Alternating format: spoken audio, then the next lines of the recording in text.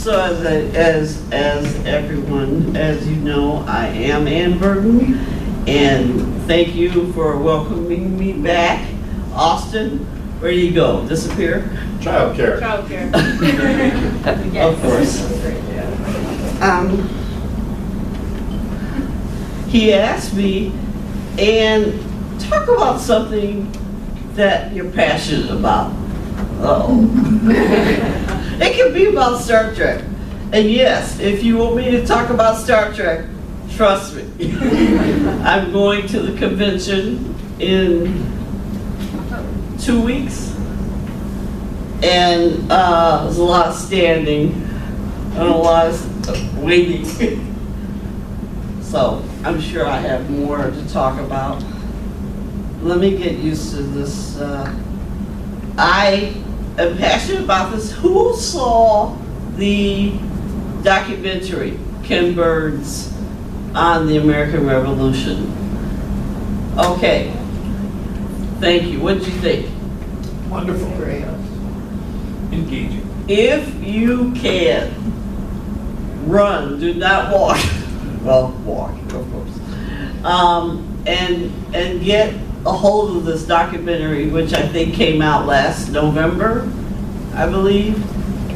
He and his people worked on that documentary for 10 years. So he started on it when Barack Obama was still president. And he it came out in November, along with the companion book. And who has been to Colonial Williamsburg? When did you go? What year? I was a kid, so. Okay. Anybody gone recently or? 2017. Okay. Yeah, I went back in 2004, I think. They were getting ready for the quadricentennial and had built the 3 ships that the Brits came in on. Those had already been built. You remember those? Were they there? Okay. Okay. Anyway, after seeing the documentary, I was passionate. I'm still questioning, but I was passionate. So let's see how this goes. I want to dedicate this to my Aunt Lucille, who passed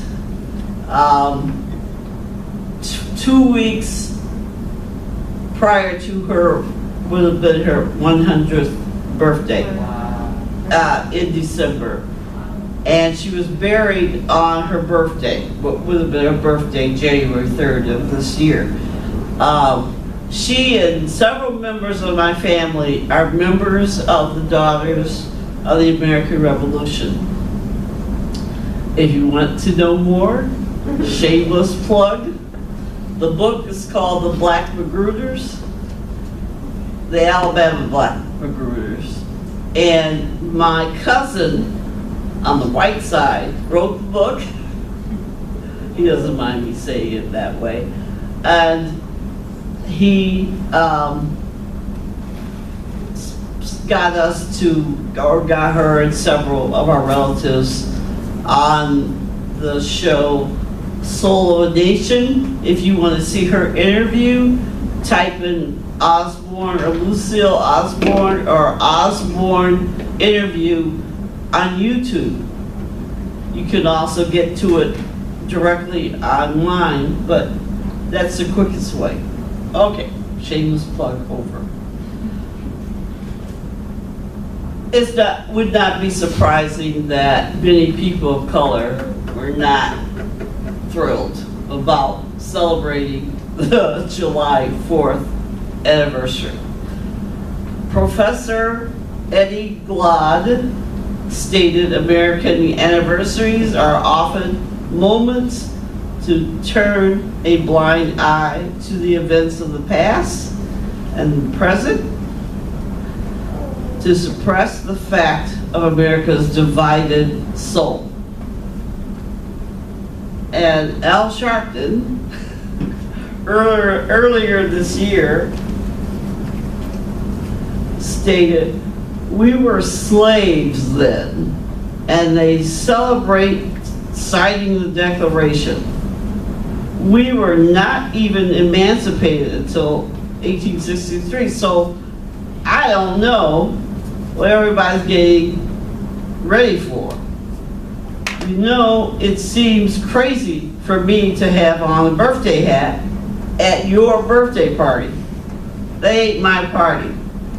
So already people were hearing this was going to be a problem. I was looking for an ad like this, and this didn't come out until the day before.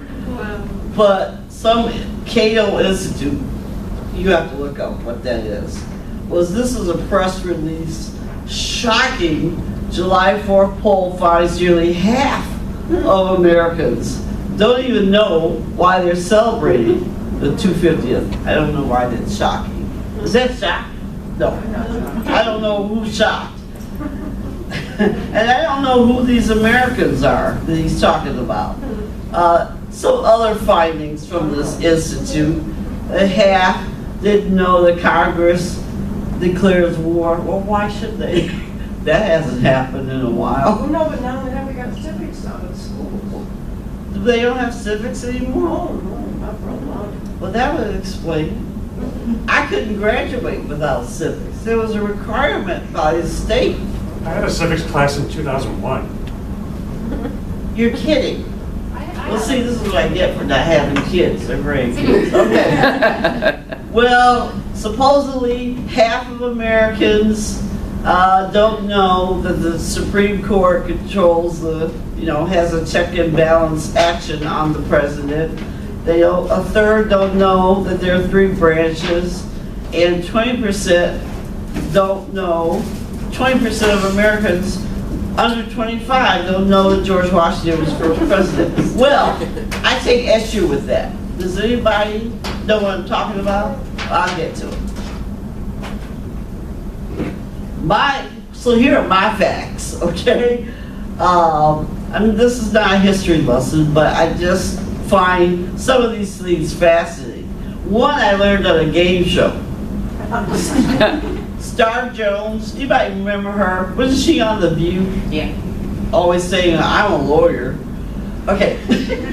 Star Jones got this question, and it was, who was president at the turn of the century, going from the 18th to the 19th century?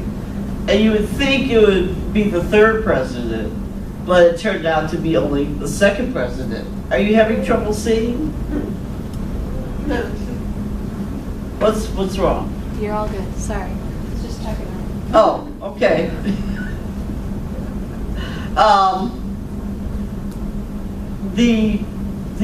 The fact is that George Washington did not become president until 1789. We had our, we had our independence in 1776. So who was in charge until 1789? I had to think about this, something I missed in school. We had about 14 chief executives until we had the Constitution written and ratified. Anyway, these are some facts that some people don't know. The July the 2nd was when the Continental Congress declared independence, but it wasn't read to the public until July the 8th. So, anyway, some facts that I think are important. At any rate, when they did that interview to get this data about who knows what, who did they interview? It says Americans. Well, who's an American? Who's a citizen? We have, what, 5 or 6 territories in the District of Columbia. Are they Americans? Are Puerto Ricans Americans? I'm not hearing anyone. Yes. Can Puerto Ricans vote? For what, something, huh? for something. For some things. Yeah. What can they vote for? Can't they run the primary Yes. and local elections? So this I didn't know till Hillary Clinton went to Puerto Rico and campaigned. First candidate, presidential candidate to campaign in a territory. Anyone name the territories or anyone care? U.S. Virgin Islands. Right? Northern Mariana Islands. Yeah. Guam. American Samoa. The one I keep always forgetting is Guam. And then they decided to make Indians, Native Americans, indigenous is the word I would prefer to use, but since I'm having trouble, can you forgive me if I use the word native instead? Much easier for me to say. They didn't become until 1924. Some people say that people of color did not become citizens until 1964 with the Civil Rights Act. And you know recently what happened to the Voting Rights Act. So, I don't know how strong acts are if they can be manipulated so easily. So, let me ask you this. Anyone here not able to stand up right now? Can everyone stand? Yeah. Well, okay, we'll excuse. Okay, so we'll do a show of hands then. Can everyone do that? Or you're? Yep. Okay, so are you able to put one hand up? One, yeah, okay. Let's put his hand up. So we're just gonna do a show of hands, okay? I'd like everybody to just raise your hand, just one hand, fine, and think about what I'm asking. Put your hand down if you're not one of these, okay? White, male, over the age of 21, own property, Protestant. You're Protestant. No. Okay. Yeah, no. They did this little exercise at the tour, at the Colonial Williamsburg tour. Pretty much nobody was considered a citizen at the time this country was formed either. It was mostly because there were a lot of women in this tour, so so you get the idea. None of us in this room meet way many times over. In fact, people are upset that I don't own I own a condo, so I own inside the building, right? Not. So, oh, my relatives are upset with that. So we don't have really a good idea. And the voting thing about Puerto Rico, I didn't find out till recently. I just thought that was weird. So what's a citizen? What's an American? I guess we're still dealing with that.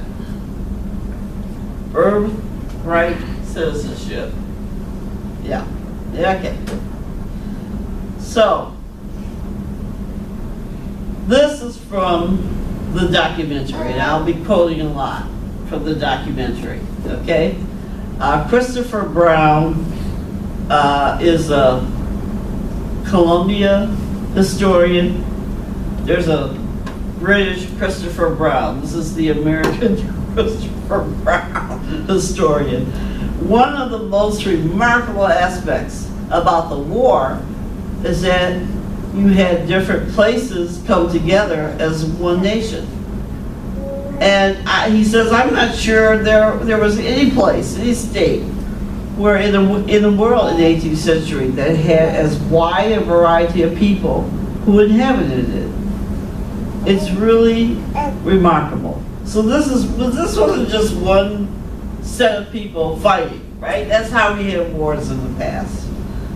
So we had this American Revolution, and we had all these people involved. I mix the words, and that was intentional. Some places I'm referring to the people, in other places I'm referring to the country. I don't want to get into why I made those distinctions, but I'll just say this. France and Spain came in officially to help the Americans at some point, but there were French and Spanish people in the war on both sides, right? The Hessians, you remember those folks? Okay, when you go on the tour, again, something I recommend, even as an adult, you can still go. It's called the Colonial Williamsburg, Jamestown, Yorktown tour. And I can't even tell you, that was something my mother arranged. So I can't tell you what AAA would know, I don't know. But it was fun. It was a little more than fun, I should say. But this is just a sense of all the peoples that were involved. And when you see words like Congo and Angola and Gabon, that's the places where the freed and enslaved people came, okay? And again, both sides. I just named all the people in the war. All the people on both sides. Here's an artist rendering of the American Revolution. So I have a confession to make. I only had heard of Christmas annex. I did not get the sense that people of color were in the American Revolution. Okay? I didn't know. Didn't know. How many you say? Well, you start out with that handful of Brits at Jamestown. Did they still have the excavation of the houses and the church at Jamestown? Was that still up? Tiny, right? Really tiny. I remember how tiny those buildings were. Jamestown was that first place where they acknowledged the British coming, and it burned down several times, right? It got destroyed. And finally, somebody figured out to move a little further inland, away from the shore, and that's Williamsburg. And so they have kept up the colonial Williamsburg as one of the initial cities or towns directly related to the 1607 official arrival of the Brits.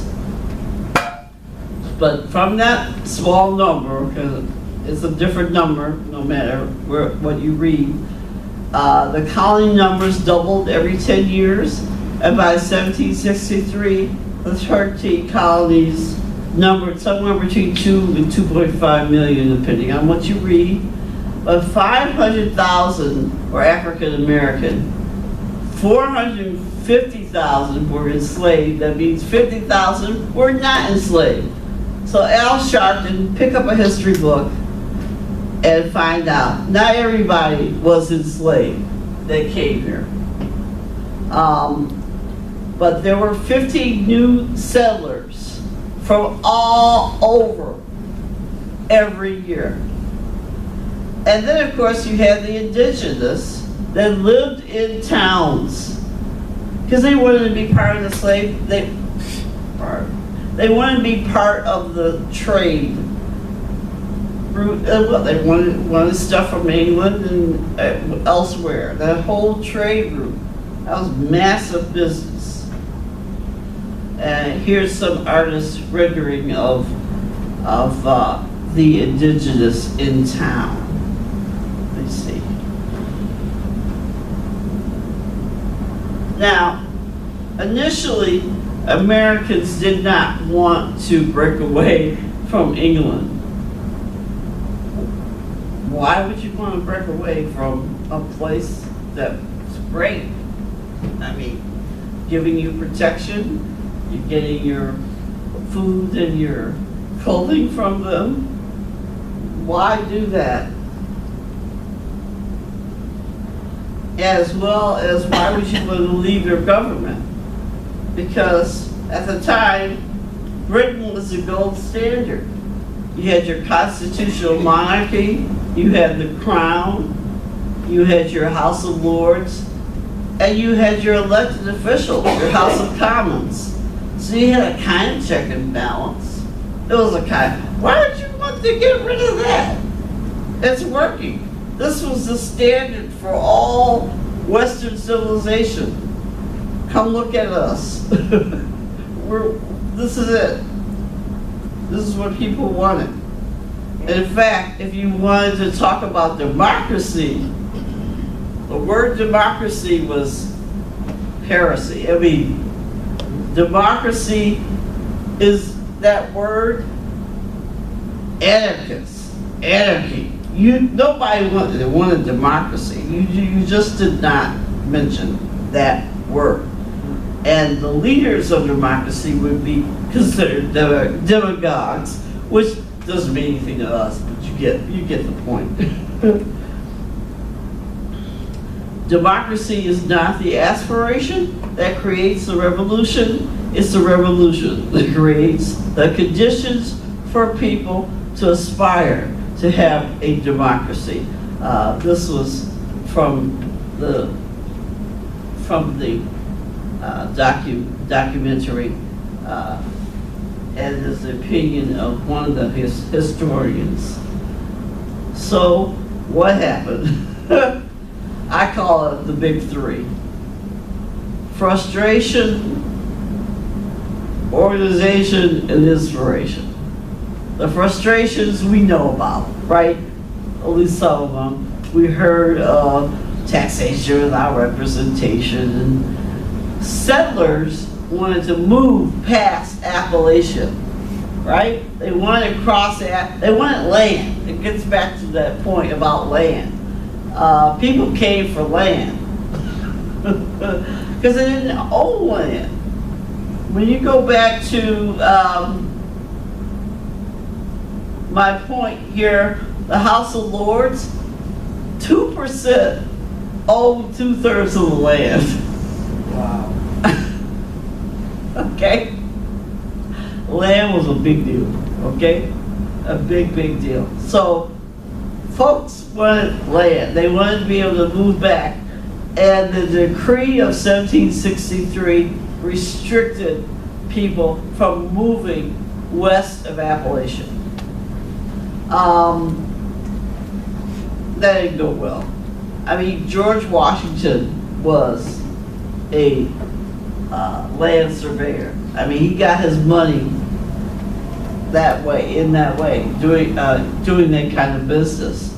The Currency, Sugar, and Stamp Act were repealed, but then they brought more acts. The Townsend Act. We know about the tea, right? I don't have to mention about the tea, the Quebec Act, and the straw that finally broke the camel's back, the Intolerance Acts, I mean, you know, I know, they're just words. And then when the Brits started shooting at Americans, no. When Christmas was involved with the tea business, they actually held the soldiers in jail and they went to trial, and it was kind of forgiven. You know, it was considered like a accident. Nobody knew who shot first. So when Crispus Attucks was shot, and I think like 5 others, that wasn't really, I mean, people were upset. But the straw that broke the camel's back was Lexington and Concord. I won't go into that. Y'all know. I mean, that was Paul Revere, you know, the British are coming. Yeah, y'all know about that. Okay. So we're talking now from late 1760s to early 1770s. Things are happening there, really pissing people off. And they started moving. So this is just a map to remind you of the original colonies, most of them anyway, showed up on here. And then the Allegheny Mountains align the border going west.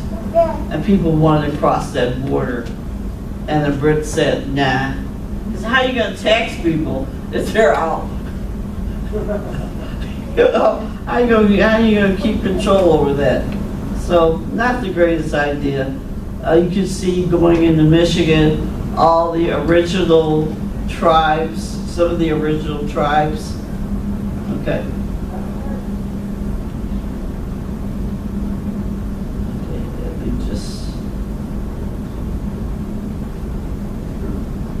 Okay. I'm looking for a slide. So, as I said, so there were grievances, the frustration, of course, and then the organization. See, this is the thing. The British did not think Americans were that smart.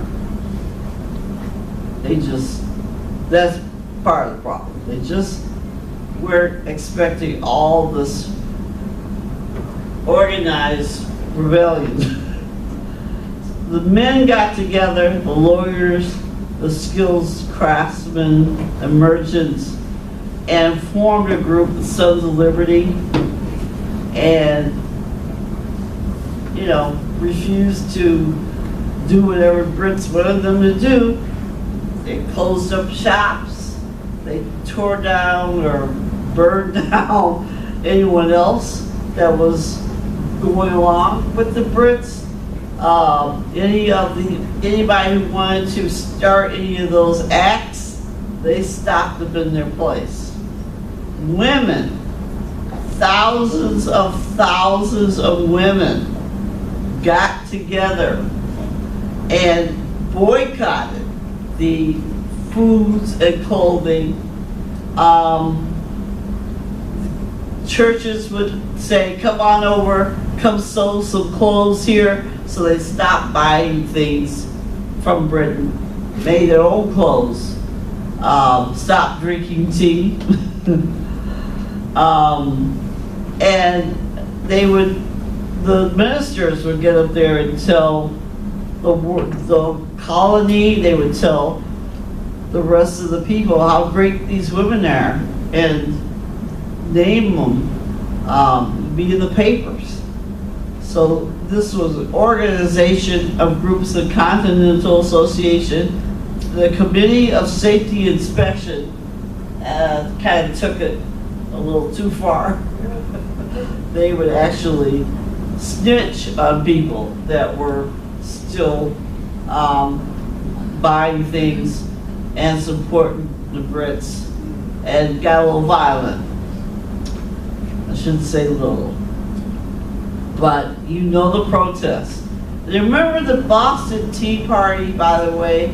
Why did the protesters dress up as natives? Anybody remember from the documentary? Because they gave an explanation. You remember they dressed up like we said, Indians getting on the ship.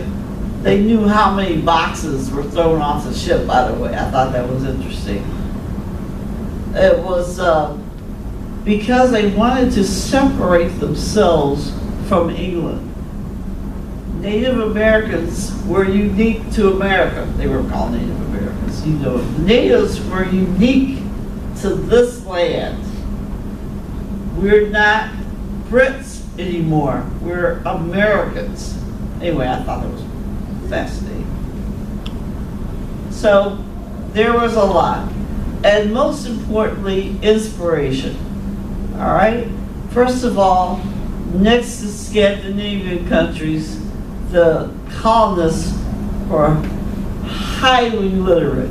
They read, they wrote, they wrote and they wrote and they wrote. I never seen so many letters. No wonder it took them 10 years to go through all that. They wrote pamphlets, they wrote essays, they held meetings. By the way, my beauty salon, okay, we may have changed slightly the meaning of salon, but we talk about politics. We talk about the issues of the day. We have very intellectual discussions. I laugh when I think of that. But the women a lot held these salons, they talked, they continued, and then I call them influencers. I mean, these are the influencers of the 17th century. Samuel Adams, according to the documentary, he failed as a brewer, but he was a master of propaganda. John Adams did the same. Thomas Paine, we know about common sense, right? Edna Green, I'll show you a little what she wrote. And someone named Mercy Otis Warren, that's her. She wrote plays. She was an essayist. She also was an activist. I guess we could use the word activist for these people.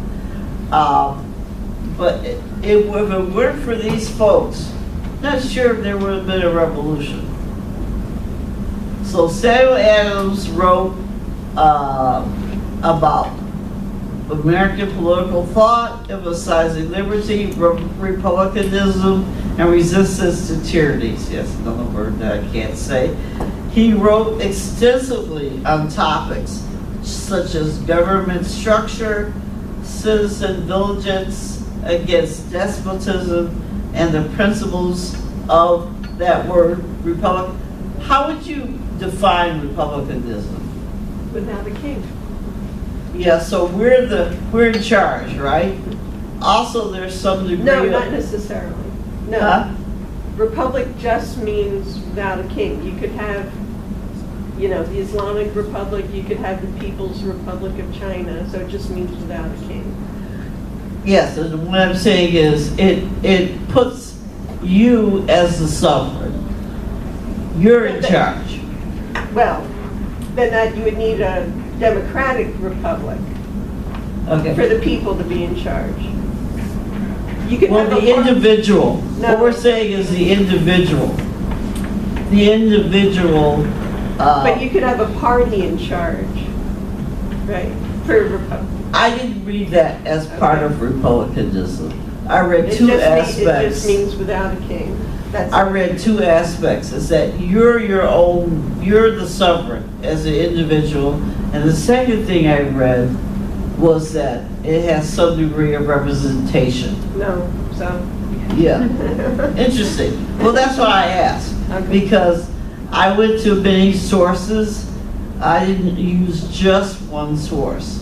So I'm just sharing with you what I thought, what I learned.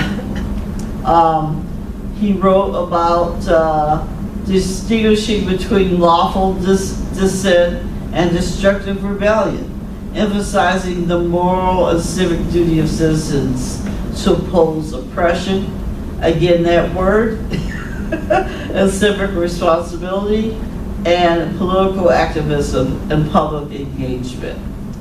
And then, of course, we know about common sense and Thomas Paine. Lori's not here. She held a book club discussion on common sense. I believe her name, and I believe her name was Edna Green. She was the essayist.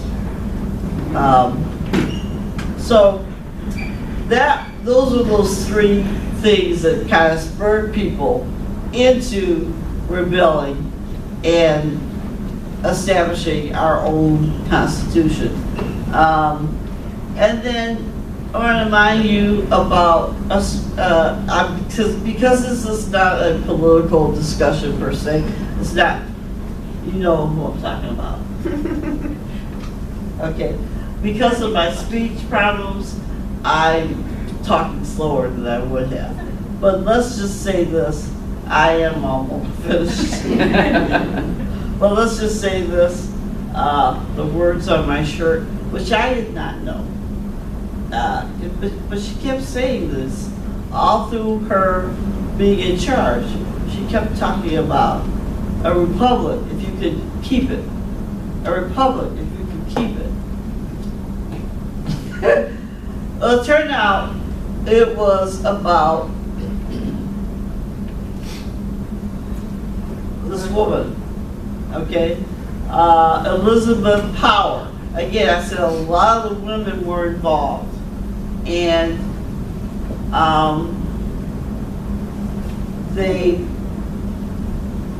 they held those salons, they held these groups. Well, she was one of them. And supposedly it was her who asked Benjamin Franklin as he walked out after they decided what the Constitution would be. Well, doctor, what have we got? A republic or a monarchy? That's the dichotomy. Yeah. And he says, a republic if you could keep it. Okay, we'll see. So, I would say this, one last point, okay? Or one of my last points, I'll make it quick. Can you close your eyes for a minute? So, imagine you're hearing those words. So, it's July 8th, and you're standing near your building that your building of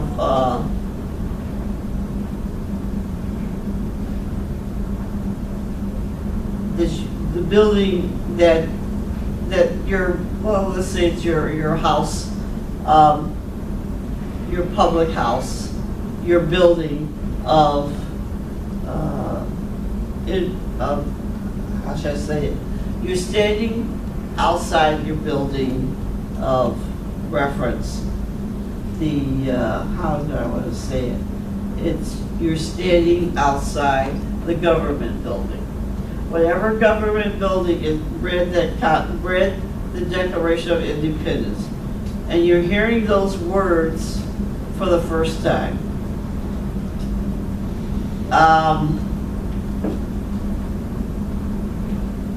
We hold these truths to be self-evident, and you hear, pretend you're a man, that all men are created equal, and they are endowed with certain rights, unalienable rights, that among these are life, liberty. You're hearing that, and you're a child. How that might have stirred you. You got to think back.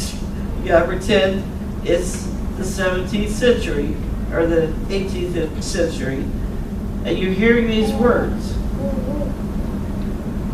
You can open your eyes if you haven't already. James Forden was one such child. He was born free. He heard these words at the age of 9. The courthouse, they're reading the Declaration of Independence. When encouraged to apply for the pension offered only, he codes later to war. He goes to war when he's able to, which is the age of 14. He did ask permission. He joins up with a merchant ship. First time he went out, no problems. Second time they went out, they were captured. He was put in jail. He was put in a prison, I should say, a prison ship to Jersey, and he was in there for 7 months. So until the end of the war, he did have an option to get out. He did not. So later, he was asked if he wanted to apply for a pension and he declined, saying that he did not want money, he wanted citizenship. It goes back to what I was talking about. Who's a citizen? Who's an American? He said at some point in his life, has the God who made the white man and the black left any record declaring us a different species? Are we not sustained by the same power, supported by the same food, hurt by the same wounds, pleased with the same delights? Should we not then enjoy the same liberty and be protected by the same laws, and so forth? Think of how anxious we must be to raise ourselves from this degrading state.